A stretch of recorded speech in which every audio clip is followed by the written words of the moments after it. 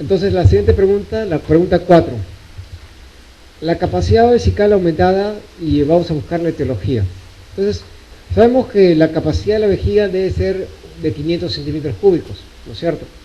Cuando nosotros tenemos una capacidad muchas veces aumentada de la vejiga, es porque hay una vejiga retencionista, ¿ya? Una vejiga que realmente no puede expulsar la orina por un problema, por ejemplo, mecánico, por una estrechez de uretra, o un problema de próstata que no puede el paciente miccionar, y entonces la vejiga queda grande, como este caso, ¿ya? Grande. Cuando nosotros hablamos de vejiga de menor capacidad, cuando hablamos de vejiga de menor capacidad, como este caso, esta vejiga, miren, esta es la vejiga total de un paciente grande y esta es una vejiga de menor capacidad. Cuando hablamos de vejiga de menor capacidad, realmente vamos a hablar de muchas veces lesiones que pueden producir dentro de la vejiga como infecciones. Infecciones como tuberculosis, como cistitis, pueden producir que la vejiga sea de menor tamaño, Y también, esta es la cistitis, que se ve una citoscopía, ¿no? Una cistitis. Y entonces, cuando vemos alternativas, vamos a hablar que las infecciones vesicales pueden producir que la vejiga se vuelva de menor tamaño. Las cirugías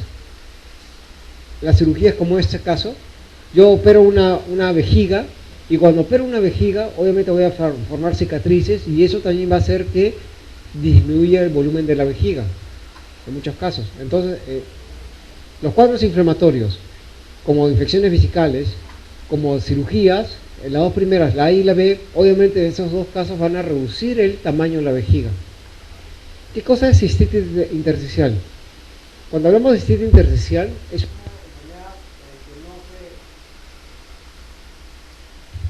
Cuando hablamos de cistitis intersticial, es una enfermedad desconocida. No se sabe cuál es la causa. Se piensa que esta cistitis intersticial es producida más que todo por la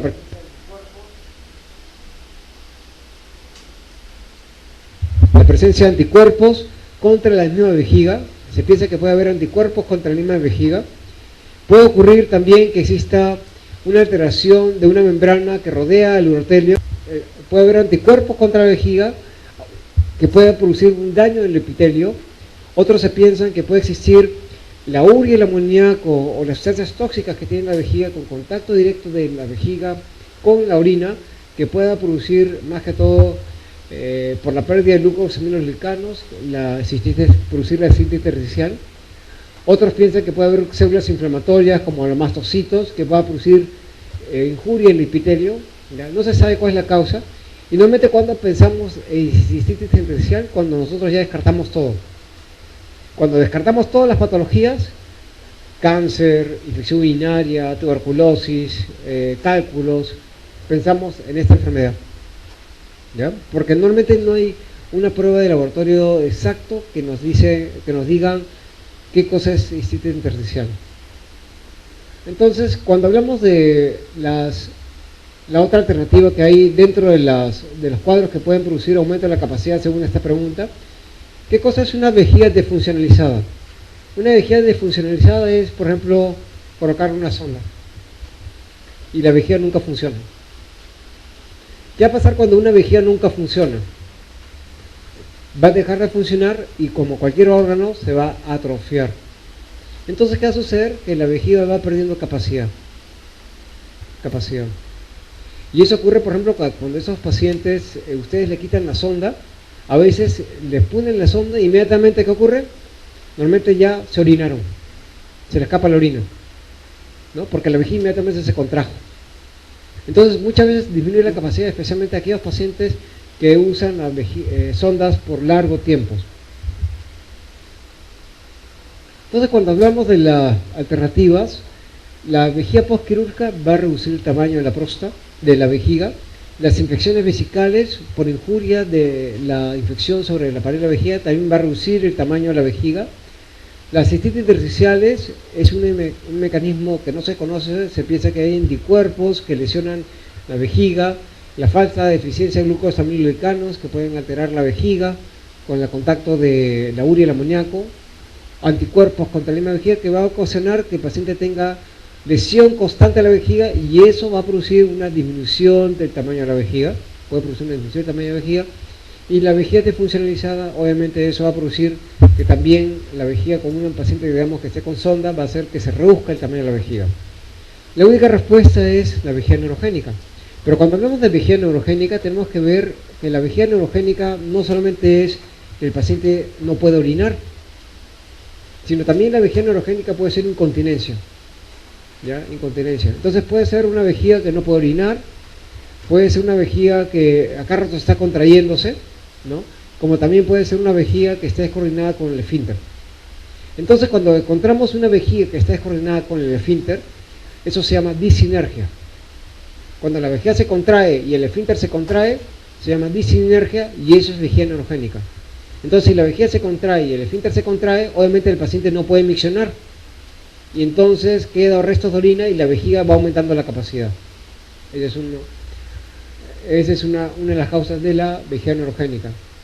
Cuando tenemos una vejiga flácida, es por ejemplo los pacientes que son diabéticos. Los pacientes que son diabéticos, normalmente ocurre una alteración que se llama la neuropatía periférica. Y el paciente, ustedes saben que se hace heridas en las piernas y no siente nada. Y la herida sigue avanzando hasta producir de repente una celulitis, ¿no? Y al final acaban de repente amputándole la pierna. Igual ocurre con la vejiga. ¿Ustedes se acuerdan de la célula de Schwann? Las células de Schwann son las que producen la mielina y están los axones. Entonces hay un trastorno de la célula de Schwann que no se produce mielina y no se da el impulso saltatorio para llegar a tener la velocidad adecuada para que el paciente cuando tiene a una herida o tiene la sensación de ganas de orinar, llegue hasta el nivel central y nosotros podamos miccionar en el caso de la vejiga. Entonces hay esa alteración de la célula de Schwann.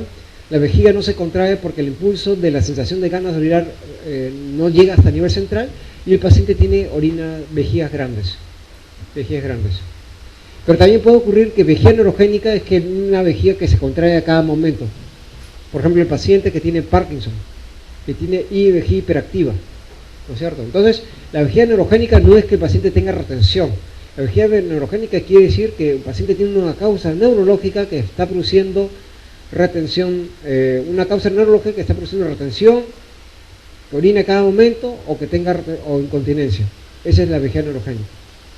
Y dentro de esas causas de vejiga neurogénica, ¿qué puede producir que aumente la vejiga? La vejiga flácida, que quiere decir que la vejiga no se contrae por una falta de estímulo o una alteración nerviosa que más que todo hace que la vejiga no se contraiga. Entonces, la respuesta sería la vejiga neurogénica. La pregunta 5 dice el espermatozoide. La principal fuente de espermatozoide es la fructosa. Y me está preguntando dónde se produce mayormente.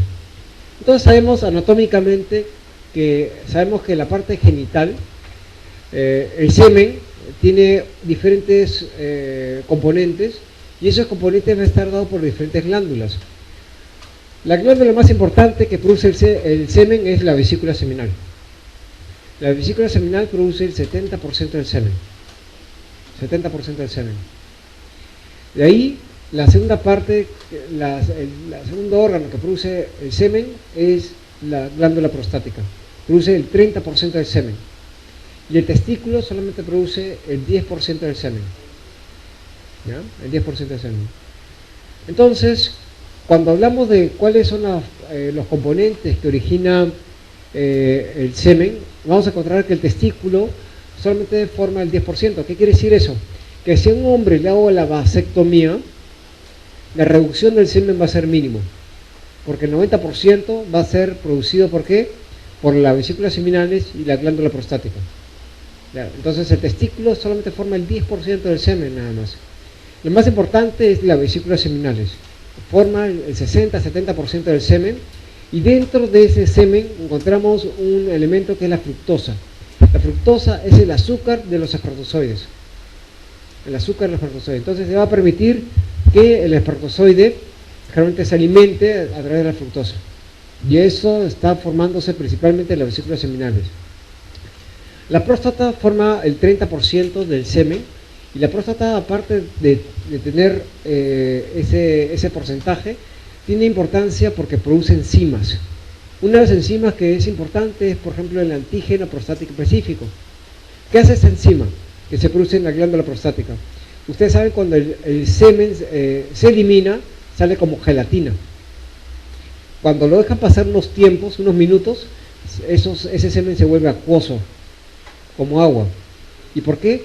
Gracias a unas enzimas que tienen, por ejemplo, como el antígeno prostático específico, que lo que hace es producir la liquefacción del semen.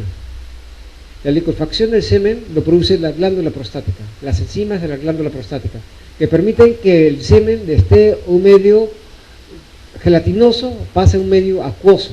¿Y qué nos permite eso? La motilidad de los espermatozoides.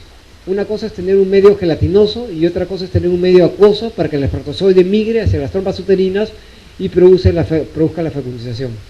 Entonces, aparte del ácido cítrico y todos esos oligoelementos, la importancia de la próstata es que tiene enzimas que producen la liquefacción del semen.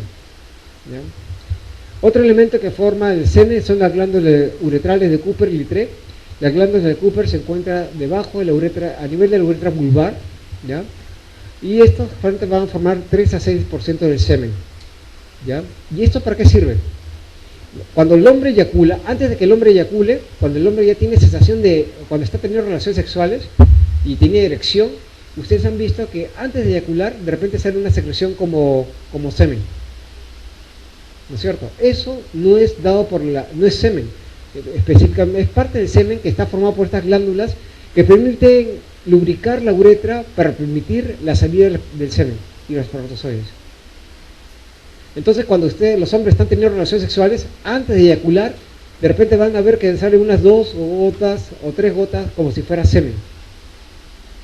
Esas 2 o 3 gotas son formadas por las glándulas de Cooper y Littré y permiten lubricar todo el trayecto de la uretra para permitir que los espermatozoides con semen salgan en forma con mayor facilidad hacia el exterior.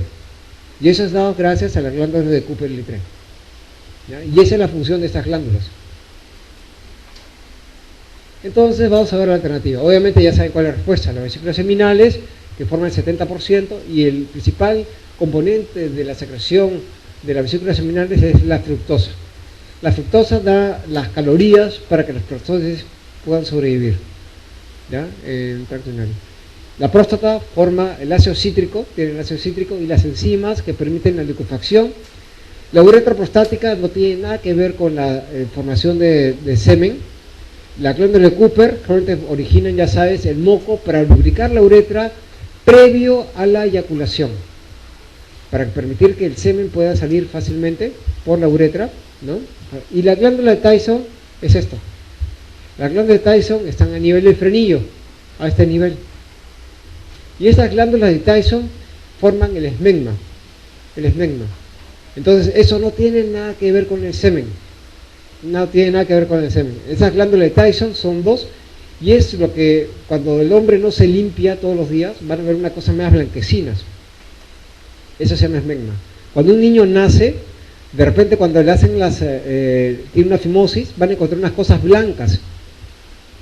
Esas cosas blancas es el esmegma que se forma en la glándula de Tyson, ¿ya? Y no tiene nada que ver con la formación de esperma y de semen, ¿ya? Son glándulas anexas a nivel de frenillo. ¿Cuál es la respuesta? Serían las vesículas seminales. La pregunta 6 nos dice: incontinencia urinaria. ¿Cuál es el tipo de incontinencia urinaria que se relaciona con el deseo imperioso de orinar? Entonces, si queremos hablar de incontinencia urinaria, tenemos que hablar de qué tipos de incontinencia que existen. Tenemos la incontinencia de esfuerzo, que cuando el paciente tose, se le escapa la orina. Cuando carga peso, se le escapa orina. Eso se llama incontinencia de esfuerzo. Incontinencia de urgencia es cuando el paciente tiene que ir corriendo al baño y antes de llegar al baño se escapó la orina. Eso se llama incontinencia de urgencia. La incontinencia por rebosamiento es aquel paciente que tiene la vejiga tan llena, repleta, que esa vejiga aumenta la presión porque está lleno de orina y vence la presión de los esfínteres. Y ustedes ven la vejiga llena, repleta, y el paciente gotea como si fuera un caño que está mal cerrado. ¿Ya? Y eso es la incontinencia por rebosamiento. La incontinencia total es cuando nosotros dañamos principalmente los esfínteres. Por ejemplo, ¿se acuerdan de la lesión de uretra? ¿No? Cuando el paciente, de repente a alguien se le ocurrió operarlo inmediatamente, y al operar la lesión de uretra inmediatamente, dañaron los esfínteres, dañaron el nervio que inerva el esfínter y el paciente queda con incontinencia total. Otra forma de incontinencia total es, por ejemplo, si el paciente tiene una fístula de la vejiga con la vagina. O sea, la orina se va de la vejiga hacia la vagina cuando el paciente le operan, por ejemplo, de una histerectomía, de una cesárea, y el cirujano no se dio cuenta que está colocando un punto en la vejiga con la vagina, y entonces eso permite una comunicación entre los dos órganos y eso hace la incontinencia total. Todo se escapa por la vagina y eso hace que también el paciente tenga incontinencia total. Siempre se escapa la orina. La incontinencia funcional es, por ejemplo, esos pacientes que tienen funciones del tracto urinario normales. Pero, por ejemplo, estos pacientes, por ejemplo, que tienen demencia senil o Alzheimer, ellos tienen ganas de orinar y orinan. No se aguantan para ir al baño, ¿no? Sino cuando tienen ganas de orinar, se orinan. Y entonces, ¿qué ocurre? Están en el cine, se orinan. Están en la playa, se orinan. Entonces, ¿qué hace la familia para que no esté mojándose a cada momento? ¿Qué hace? Les pone pañales. Entonces, no quiere decir que sea una alteración en la vejiga o una alteración en los esfínteres. Lo que quiere decir que aquí hay una falta de adaptación social a esos pacientes donde no les interesa dónde orinar. Otra forma de incontinencia funcional es aquel paciente, por ejemplo, que está con fractura de cadera y entonces, ¿qué ocurre? Toca la campana para que alguien le pase la chata y nadie se la pasa. Sigue tocando y como es en la madrugada, ¿qué ocurre? Nadie le pasa, entonces ¿qué hace? Orina, pues, en la cama. Y entonces, funcionalmente, no quiere decir que el paciente tenga algo anormal en el tracto urinario, sino lo que está ocurriendo es que nadie le pasa el papagayo o nadie le pasa la chata y el paciente se micciona. Igual que los pacientes que tienen demencia senil o Alzheimer, ¿no? Cuando hablamos de la incontinencia mixta, normalmente hablamos de estos pacientes cuando tienen incontinencia de esfuerzo y de urgencia a la vez. Las dos primeras. Esa es la incontinencia mixta. Entonces, vamos a hablar de los tipos de incontinencia que existen. La incontinencia va a depender del órgano que está comprometido. Puede estar comprometido el músculo de la vejiga, detrusor, puede estar comprometido la uretra o puede ser una causa no urinaria. Entonces ya hemos dicho, por ejemplo, en el caso de la vejiga, el músculo detrusor. Si la vejiga normalmente se contrae a cada momento, eso se llama vejiga hiperactiva. Entonces una vejiga hiperactiva es una vejiga que se contrae con 100, con 150.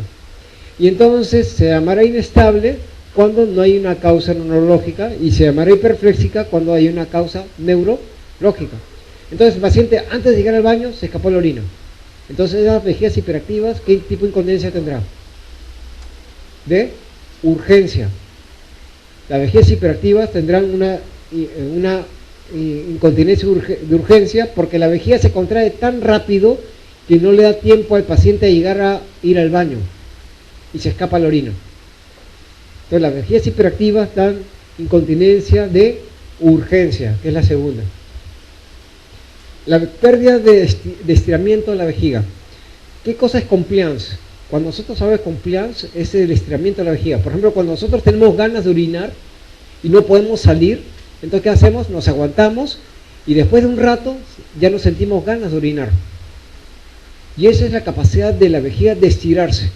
Y eso se llama compliance. Cuando se pierde ese compliance por fibrosis, por infección, por cistitis intersticial, entonces la vejiga se vuelve rígida. Y al volverse rígida, entonces ¿qué ocurre? No pierde esa capacidad de estirarse y cuando el paciente tiene ganas de orinar, entonces ya la vejiga ya no se adapta a poder retener más orina y lo que hace es que el paciente se le escapa la orina. Entonces, ¿qué tipo de incontinencia será? ¿Cuál de todos será? De urgencia. Cuando el paciente tiene pérdida de capacidad de la vejiga, cuando la vejiga se pierde capacidad es como este caso. Esta es la vejiga normal, esta es la vejiga de un paciente que ha perdido capacidad. ¿Esto cuándo ocurre? Por ejemplo, en tuberculosis. La vejiga de un paciente que tiene tuberculosis pierde por la fibrosis capacidad vesical y muchas veces la capacidad de la vejiga llega a ser 20-30 centímetros cúbicos. Entonces, ¿qué pasa si el paciente tiene una capacidad de vejiga de 20 centímetros cúbicos y el paciente orina 2 litros? ¿Cuántas veces va a orinar? Si orina 2 litros y tiene una capacidad de vejiga de 20, ¿cuántas veces va a orinar? 100 veces.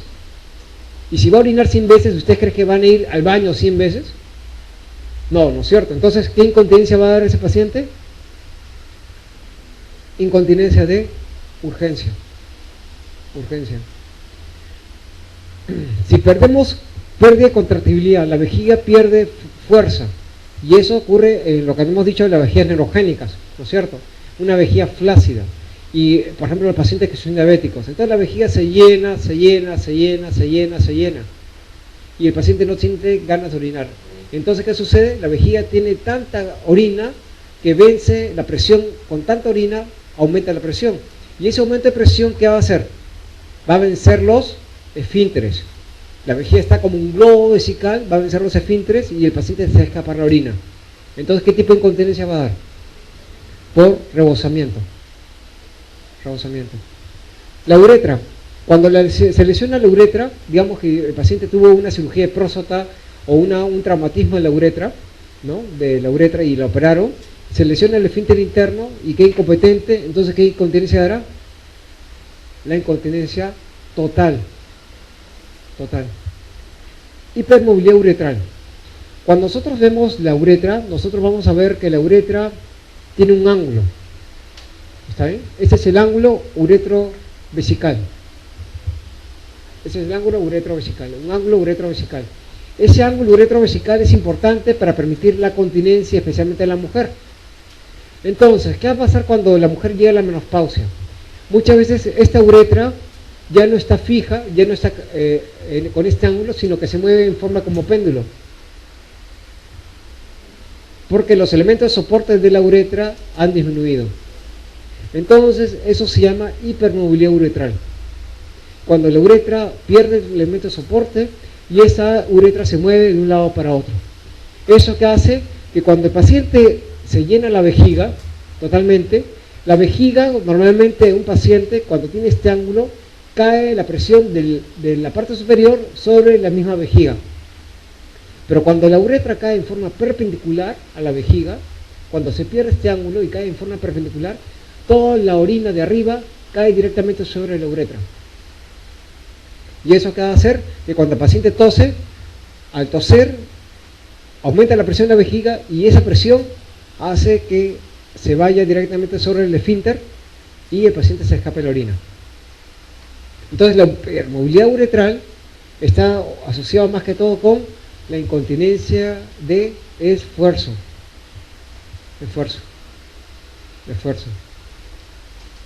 El trauma, igual que la denervación, van a producir una incontinencia total, ¿no? Si un paciente lesiona el esfínter o el esfínter interno, ¿no? Igual que la denervación.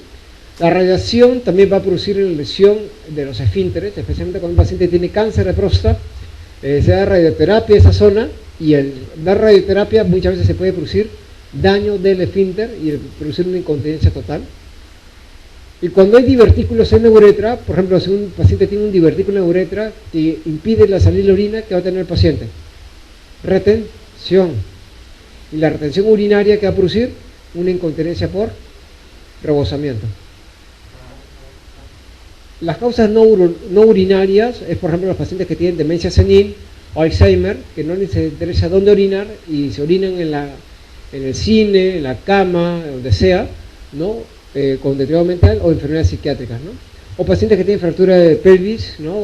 Fractura de cadera, no están echados, nadie les hace caso y entonces el paciente orina en la cama cuando sea, ¿no? Y ahí le ponen pañales. Entonces, cuando hablamos de vejiga hiperactiva, nosotros vamos a hablar que la vejiga hiperactiva son contracciones que ocurren dentro de la vejiga antes de llegar a los 500 centímetros cúbicos. La vejiga se contrae antes de llegar a los 500 centímetros cúbicos y eso hace que el paciente tenga ganas de orinar antes de llegar a los 500. Entonces el paciente está orinando con frecuencia, de repente cada hora y media, ¿no? Y está yendo al baño a cada momento. Y a veces, como se contrae tan rápido la vejiga, no le da tiempo a la vejiga a ir al baño, entonces se escapa la orina y eso se llama incontinencia de urgencia. Entonces la vejiga hiperactiva, que es lo que estamos viendo en la pregunta, ¿no? La incontinencia urinaria, que está relacionado con un deseo imperioso, deseo de orinar, está asociado con la vejiga hiperactiva, ¿no? Hiperactiva. Y esa vejiga hiperactiva estará asociado con la urgencia, incontinencia de urgencia. ¿Está bien?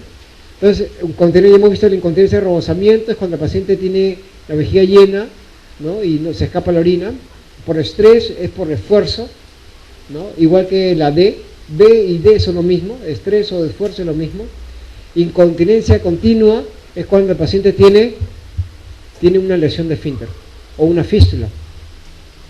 Entonces, esta es incontinencia por rozamiento. La incontinencia por rozamiento es que la vejiga está tan llena, miren la capacidad de la vejiga, está tan llena que está produciendo también hidronefrosis, está diciendo, y la orina no puede bajar, ¿no? Cayendo la orina hacia, produciendo hidronefrosis y haciendo que el paciente tenga rebosamiento. Y la incontinencia total, lo único que le queda al paciente cuando tiene incontinencia total es colocarse un esfínter artificial. ¿En qué consiste colocar un esfínter artificial? Aquí encontramos unos cilindros que cuando se llenan de agua aplastan la uretra y no permiten la salida de la orina.